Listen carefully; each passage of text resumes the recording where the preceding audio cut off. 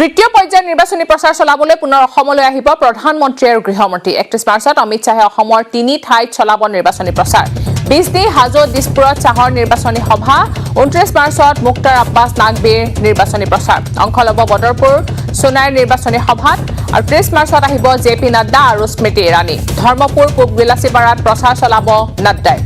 পশ্চিম গুৱাহাটী সমষ্টিটো জেপি নাড্ডাৰ সভা স্মৃতি ইৰাণীৰ সভা বৰক্ষেত্ৰী গৌৰীপুৰ আৰু ধুবুৰীত বিয়লি খানাপাৰাত স্মৃতিয়ে সম্বোধন কৰিব সংবাদমেল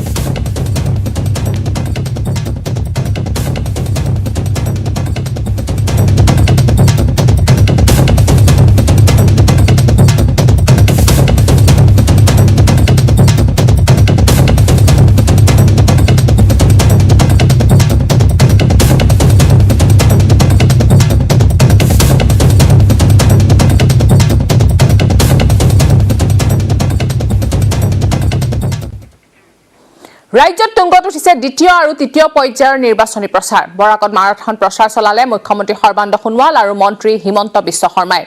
ইপিনে তৃতীয় পৰ্যায়ৰ নিৰ্বাচনী প্ৰচাৰ চলাবলৈ পুনৰ অসমলৈ আহিব প্ৰধানমন্ত্ৰী আৰু গৃহমন্ত্ৰী বিজেপিৰ 4 ষ্টাৰ কেম্পেইনাৰ আনহাতে নিৰ্বাচনী প্ৰচাৰত পিছ পৰি ৰোৱা নাই বিৰোধী দলসমূহ নামনি অসমত গৌৰৱ গগৈ নিৰ্বাচনী প্ৰচাৰ চলোৱাৰ সময়তে শিলচৰত শচীন পাইলটে বজালে কংগ্ৰেছৰ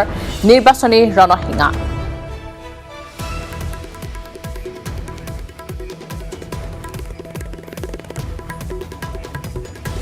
আৰু আমি সংযুক্ত হম আমাৰ লগত আছে আমাৰ সাংবাদিক বিপুল বৰ্মন আমাৰ লগত আছে ৰোহিত গগৈ আৰু জ্যোতিৰ্ময় চক্ৰৱৰ্তী আমি প্ৰথমতে আহিব বিচাৰিছো বিপুল বৰ্মন আপোনাৰ ওচৰলৈ যেহেতু এতিয়া দ্বিতীয় আৰু তৃতীয় পৰ্যায়ৰ নিৰ্বাচনৰ বাবে সাজু হৈছে সকলো আৰু ষ্টাৰ কেম্পেইনাৰ আৰু আহাৰ কথা আছে গতিকে কি খবৰ আছে আপোনাৰ হাতত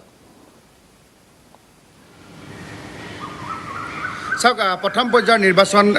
শান্তিপূৰ্ণভাৱে সমাপ্ত হৈছে আৰু এতিয়া দ্বিতীয় পৰ্যায় আৰু তৃতীয় পৰ্যায়ৰ নিৰ্বাচন অনুষ্ঠিত হ'ব দ্বিতীয় পৰ্যায়ত বিশেষকৈ আমি যদি কওঁ বৰাক উপত্যকাৰ যি তিনিখন জিলা আছে কাছাৰ হাইলাকান্দি আৰু কৰিমগঞ্জ কাছাৰ জিলাৰ পৰা আৰম্ভ কৰি যদি কাটিগড়া বৰখলা সোণাই ধলাই উদাৰবন লক্ষীপুৰ সমষ্টি আৰু শিলচৰ সমষ্টিত বিধানসভা নিৰ্বাচন অনুষ্ঠিত হ'ব আৰু হাইলাকান্দি সমষ্টিত 3টা বিধানসভা সমষ্টি তাত আছে যেনে ধৰক কাটলিচেৰা মধ্য হাইলাকান্দি আলগাপুৰ সমষ্টি আৰু কৰিমগঞ্জত আছে 5টাকৈ বিধানসভা সমষ্টি ৰাতাবাৰী পাথাৰকান্দি উত্তৰ কৰিমগঞ্জ দক্ষিণ কৰিমগঞ্জ আৰু বদৰপুৰ এই 15টা বিধানসভা সমষ্টিৰ লগতে পাহাৰৰ আন 5টা সমষ্টি আছে হাফলং ডিফু হাওৰাঘাট বৈঠালাংচু আৰু বোকাজান সমষ্টি আৰু তাৰোপৰি আন কেইটামান সমষ্টি যেনে ধৰক ব্ৰহ্মপুৰ মধ্য অসমত কেইটামান সমষ্টি নিৰ্বাচন অনুষ্ঠিত হ'ব আৰু বিটিএডি কেইটামান সমষ্টি নিৰ্বাচন অনুষ্ঠিত হ'ব মুঠতে 39টা সমষ্টি দ্বিতীয় পৰ্যায় 1 তাৰিখে ভোট গ্ৰহণ অনুষ্ঠিত হ'ব তাৰ বাবে হাতত মাত্ৰ আৰু এটা দিন আছে বুলি ক'লেও ভুল নহ'ব নিৰ্বাচনী প্ৰচাৰৰ বাবে গতিকে এতিয়া নিৰ্বাচনী প্ৰচাৰ তুংগত উঠিছে কাইলৈৰ দিনটো সেই সময় তাৰপিছত যি নিৰ্বাচন অনুষ্ঠিত হ'ব 1 তাৰিখে পুৱাৰ ভাগৰ পৰা আৰু ইয়াৰ বাবে ইতিমধ্যে আমি দেখিছোঁ তৃতীয় পৰ্যায়ৰ যি নিৰ্বাচন অনুষ্ঠিত হ'ব তাত আমাৰ গুৱাহাটীৰ যিকেইটা সমষ্টি আছে দিছপুৰ পূব গুৱাহাটী পশ্চিম গুৱাহাটী জালুকবাৰীকে লৈ আনহাতে নামনি অসমৰ গৰিষ্ঠ সংখ্যক আসনেই সেই তৃতীয় পৰ্যায়ৰ নিৰ্বাচন অনুষ্ঠিত হ'ব গতিকে আশা কৰা হৈছে যে প্ৰথম পৰ্যায়ত যি ধৰণে সেই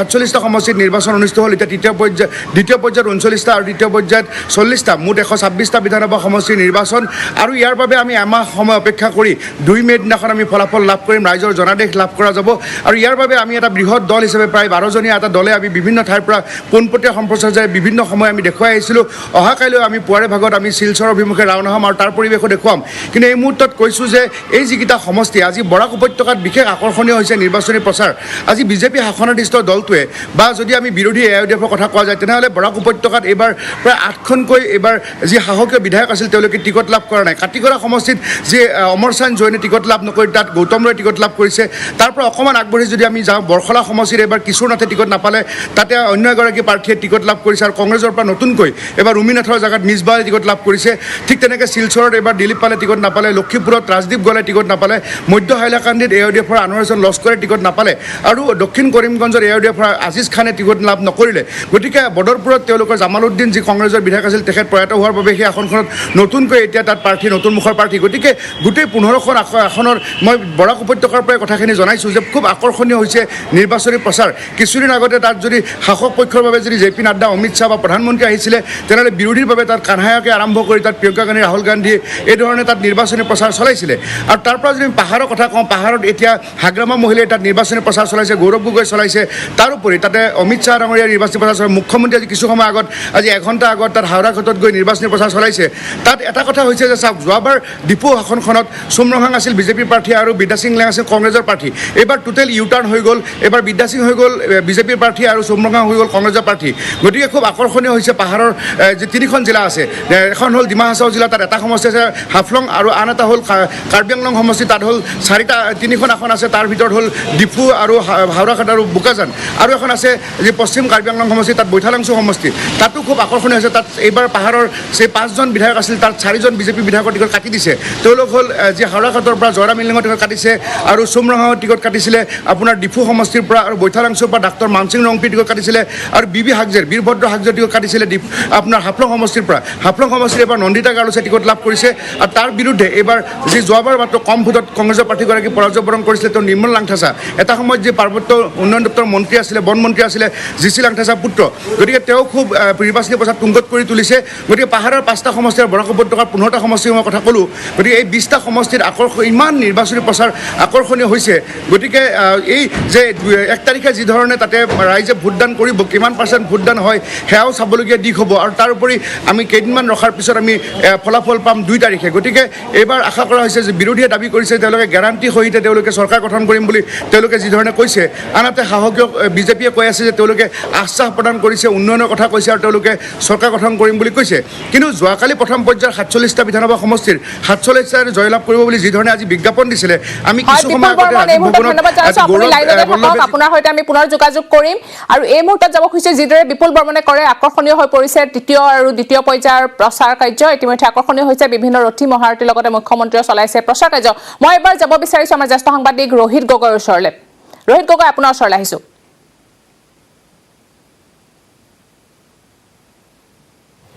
প্ৰিয়ংকা যেহেতু ক'ব লাগিব যে দ্বিতীয় আৰু তৃতীয় পৰ্যায়ৰ নিৰ্বাচনৰ বাবে ব্যাপক আচলতে প্ৰচাৰ তুংগত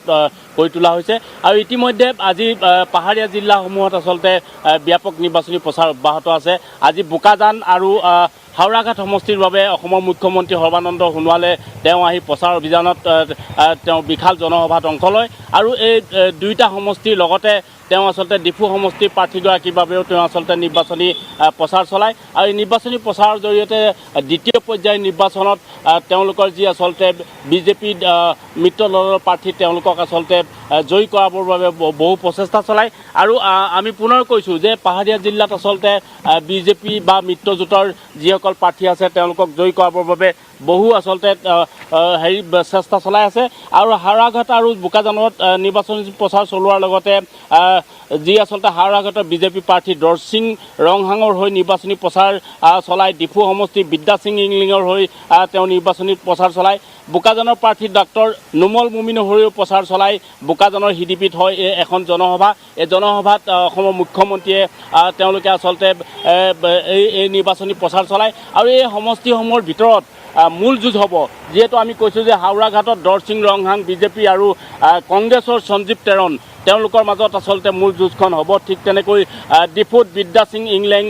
বিজেপি প্ৰাৰ্থী আৰু চুমু ৰংহাং তেওঁ যিহেতু মন্ত্ৰী আছিল আৰু চুমু ৰংহাঙে আচলতে বিজেপি ত্যাগ কৰি কংগ্ৰেছত যোগদান কৰে আৰু তেওঁৰ লগত আচলতে মূল যুঁজখন হ'ব তেওঁ এতিয়া কংগ্ৰেছৰ প্ৰাৰ্থী ঠিক বোকাজানত ডাক্তৰ নুমল মুমিন বিজেপি আৰু কংগ্ৰেছৰ ৰতন ইংতি তেওঁলোকৰ মাজত যুঁজ হ'ব হাফলঙত নন্দিতা গাৰ্লুচা বিজেপি প্ৰাৰ্থী আৰু নিৰ্মল লাংথাচা কংগ্ৰেছৰ প্ৰাৰ্থী ঠিক তেনেদৰে বৈঠালাংছুত ৰূপসিং তেৰণ বিজেপি প্ৰাৰ্থী আগষ্টিন ইংহি কংগ্ৰেছৰ প্ৰাৰ্থী এওঁলোকৰ মাজত আচলতে মূল যুঁজখন হ'ব আমি পুনৰ কৈছোঁ যে প্ৰথম পৰ্যায়ৰ নিৰ্বাচন কালি সামৰণি পোৱাৰ পিছতে আচলতে দ্বিতীয় আৰু তৃতীয় পৰ্যায়ৰ নিৰ্বাচনত যিসকল বিজেপি আৰু তেওঁলোকৰ মিত্ৰজোঁটৰ প্ৰাৰ্থী তেওঁলোকক জয়ী কৰাবৰ বাবে বিশাল নিৰ্বাচনী সভা অনুষ্ঠিত কৰিছে ঠিক তেনেধৰণে আচলতে কংগ্ৰেছো বহি থকা নাই কংগ্ৰেছেও তেওঁলোকৰ নিজৰ প্ৰাৰ্থীৰ সমৰ্থনত তেওঁলোকে আচলতে বিশাল নিৰ্বাচনী প্ৰচাৰ চলোৱা দেখা গৈছে হয় ৰোহিত গগৈ এই মুহূৰ্তত আপোনাক ধন্যবাদ জনাইছো আপোনাৰ ওচৰলৈ পুনৰ আহিম আৰু এইবাৰ মই যাব বিচাৰিছো জ্যোতিময় চক্ৰৱৰ্তী আপুনি আছে লাইনত আপোনাৰ ওচৰলৈ আহিব বিচাৰিছো হয় প্ৰিয়ংকা তৃতীয় পৰ্যায়ৰ নিৰ্বাচনৰ কাৰণে সমগ্ৰ ঠাইৰ লগতে ধুবুৰীতো কিন্তু দেখা গৈছে তৎপৰতা ইতিমধ্যে বিজেপিৰ শাহনৱাজ হুছেইনৰ পৰা আৰম্ভ কৰি জিতেন্দ্ৰ সিং কেন্দ্ৰীয় মন্ত্ৰী বিগত দুদিনত ধুবুৰীত কেইবাটাও সমষ্টিত গৌৰীপুৰ সমষ্টি ধুবুৰী সমষ্টি বিলাচীপাৰা পূব সমষ্টি তেওঁলোকে প্ৰচাৰ কাৰ্য চলোৱা দেখা গৈছে কিন্তু এটা কথা কিন্তু মহাজোঁটবন্ধনৰ AIDFৰ বদৰুদ্দিন আজমলৰ বাহিৰে আন কোনো কংগ্ৰেছ নেতাক এতিয়ালৈকে কিন্তু AIDFৰ প্ৰাৰ্থীৰ সমৰ্থনত আহি এই অঞ্চলত নিৰ্বাচনী প্ৰচাৰ চলোৱা দেখা যোৱা নাই তথাপি কিন্তু মূল কথা এটাই মহাজোঁটবন্ধনৰ AIDF আৰু কংগ্ৰেছৰ মিত্ৰতাৰ কিমান দূৰলৈ আচলতে তেওঁলোকে ইয়াৰ এই মিত্ৰতাৰ ফলাফল কিমান দূৰলৈ লৈ যাব পাৰিব তাৰ কাৰণে কিন্তু কংগ্ৰেছী নেতাসমূহৰ প্ৰচাৰ বা কংগ্ৰেছ ইউডিএফ মিলিত প্ৰচাৰে কিন্তু যথেষ্ট গুৰুত্ব লৈ আহিব কিন্তু এতিয়ালৈকে তেনেকুৱা দেখা যোৱা নাই কিন্তু বিজেপিৰ ফালৰ পৰা দেখা গৈছে বিজেপি দুখনকৈ চিটত ধুবুৰী জিলা যেনেকুৱা আগতে জয়ী হৈ আছিল বিলাসীপাৰা আৰু পূব আৰু গোলকগঞ্জ সেই দুটা চিট পুনৰ তেওঁলোকে ধৰি ৰাখিবলৈ তেওঁলোকৰ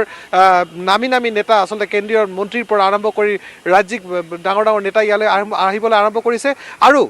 গৌৰীপুৰ সমষ্টিত অহা পৰহিলৈ মানে 30 তাৰিখলৈ স্মৃতি ইৰাণীৰ এখন সভা আছে তাৰ কাৰণে তেওঁলোকে প্ৰস্তুতি চলাইছে মুঠৰ ওপৰত কথা এটাই নিৰ্বাচনী যুঁজখন ইয়াত কিন্তু মূলতঃ ঠায়ে এনেকুৱা দেখা গৈছে যে মিত্ৰজোঁট আৰু মহাজোঁট এই দুয়ো পক্ষৰ মাজতে সীমাবদ্ধ আছে আন কোনো তৃতীয় পক্ষ ইয়াত কেনে শক্তিশালী নাই যদিও ৰাইজৰ দল হওক তৃণমূল কংগ্ৰেছে হওক ইয়াত বিভিন্ন ঠাইত তেওঁলোকে প্ৰাৰ্থীৰ প্ৰক্ষেপ কৰিছে কিন্তু তেওঁলোকে মূল যুঁজখনত নাই তথাপিও বিলাসীৰ পৰা পশ্চিম সমষ্টি যদি আমি কথা কওঁ তাত প্ৰাক্তন বিধায়ক আলী আকবৰ মিয়া তেওঁ ৰাইজৰ দলৰ পৰা প্ৰতিদ্বন্দ্বিতা কৰিছে আৰু তেওঁ তাতে এআইইউডিএফৰ হাফিজ বছিৰ কাছিমি আৰু বিজেপিৰ ডক্টৰ আবু বক্কৰ ছিদ্দিকৰ লগত ত্ৰিকোণীয় এখন প্ৰতিদ্বন্দ্বিতা হোৱাৰ সম্ভাৱনা এই মুহূৰ্তত দেখা গৈছে প্ৰিয়ংকা হয় জ্যোতিৰ্ময় চক্ৰৱৰ্তী এই মুহূৰ্তত ধন্যবাদ জনাইছো আৰু ইতিমধ্যে ৰাজ্যত তুংগত উঠিছে দ্বিতীয় আৰু তৃতীয় পৰ্যায়ৰ নিৰ্বাচনী প্ৰচাৰ বিভিন্ন ঠাইত আমাৰ সাংবাদিকসকল উপস্থিত আছে বিপুল বৰ্মন ৰোহিত গগৈ জ্যোতিৰ্ময় চক্ৰৱৰ্তী সকলোকে ধন্যবাদ জনাইছো বিভিন্ন ঠাইৰ পৰা আমাক সবিশেষ খবৰ দিয়াৰ বাবে ইতিমধ্যে প্ৰচাৰ তুংগত উঠিছে বৰাকত মাৰাথন প্ৰচাৰ চলাইছে মুখ্যমন্ত্ৰী সৰ্বানন্দ সোণোৱাল আৰু মন্ত্ৰী হিমন্ত বিশ্ব শৰ্মাই ইপিনে তৃতীয় পৰ্যায়ৰ নিৰ্বাচনী প্ৰচাৰ চলাবলৈ পুনৰ অসমলৈ আহিব প্ৰধানমন্ত্ৰী আৰু গৃহমন্ত্ৰী সহ বিজেপিৰ 4 ষ্টাৰ কেম্পেইনাৰো খবৰ আৰু আছে কিন্তু তাৰ আগতে লৈছো এটা সৰু বিৰতি নেটৱৰ্ক 18ৰ বিশেষ অনুষ্ঠান বাইজুছ য়াং জিনিয়াছৰ প্ৰথমটো ছিজন এই অনুষ্ঠানৰ যোগেৰে দেশবাসীয়ে পৰিচয় পালে 21 গৰাকী বিৰল প্ৰতিভাৱান কিশোৰীৰ সৈতে প্ৰতিগৰাকী প্ৰতিভাক উজ্জীৱিত কৰিবলৈ সংগীত শিল্পী সালিম মাৰ্চেণ্টে লৈছে আন এক প্ৰচেষ্টা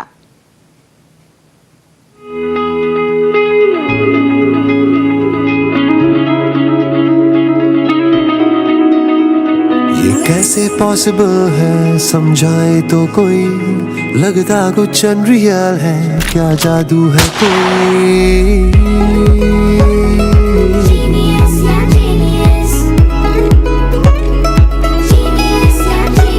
है उम्र तो छोटी बहुत पर काम है बड़े आने वाले कल की उम्मीदों से हो तुम जुड़े इस हुनर की होगी कदर रुकेगा ना अब ये सफर हमें नाज है तुम पे नाज है You're the brightest सितारा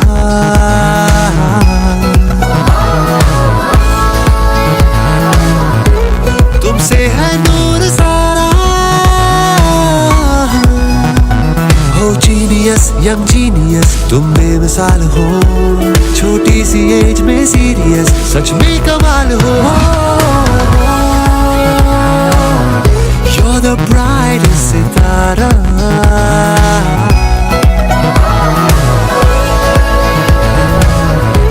तुमसे है नूर सारा brightest सितारा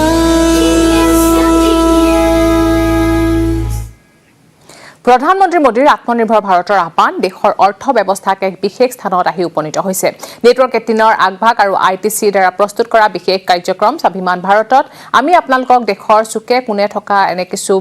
কাহিনী আমি আপোনালোকক দেখুৱাইছো যিসমূহে আত্মনিৰ্ভৰ ভাৰতৰ এক সুন্দৰ নিদৰ্শন দাঙি ধৰিছে এই প্ৰতিবেদন আগবঢ়াই বিদায় লৈছো এতিয়া বাতৰিৰ পৰা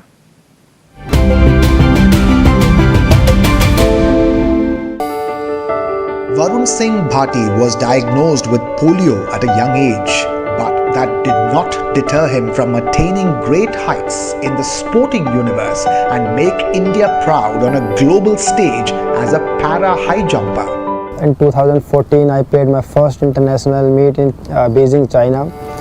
Deepa Malik is a trailblazing Indian para-athlete who started her career at the age of 36, the first Indian woman to win a medal in the Paralympic Games. What I wanted to tell the world that a woman, despite of whatever physical challenges she is still a person and not be treated as a patient. Many are not aware that the game of snooker was invented in India. While it remains a niche sport in the country, superstars like Pankaj Advani have brought global glory to India with their outstanding achievements. Sporting superstars have also been instrumental in breaking social taboos and setting the right example, like boxer Nikat Zareen.